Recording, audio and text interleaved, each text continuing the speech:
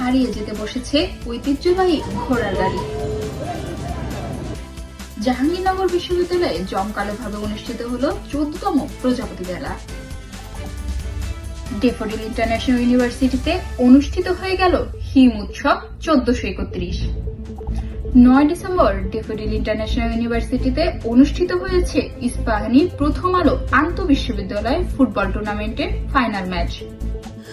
আভিজাত্য মচে গেছে অনেক আগেই, এখন লড়াই অস্তিত্বের।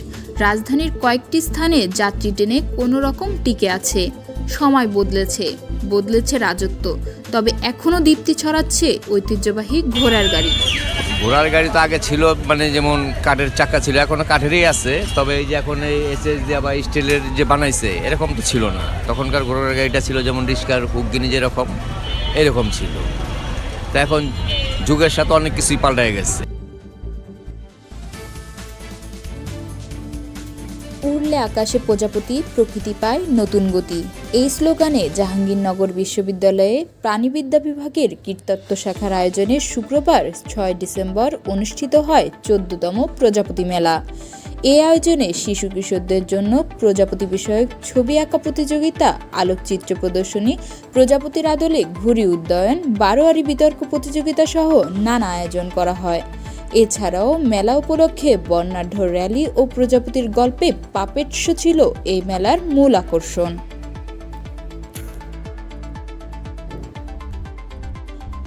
জমজমাট এই আয়োজনে শিক্ষার্থীদের ভিড় ছিল চোখে পড়ার মতো।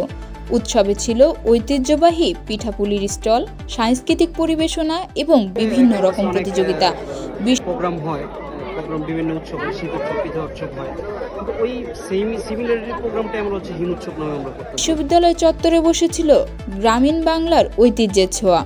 শিক্ষার্থীরা উপভোগ করেন লোকসঙ্গীত, নৃত্য। উৎসবের মাধ্যমে শিক্ষার্থীরা শীতের আমেজে নিজেদের সংস্কৃতির সাথে একাত্ম হওয়ার সুযোগ পান।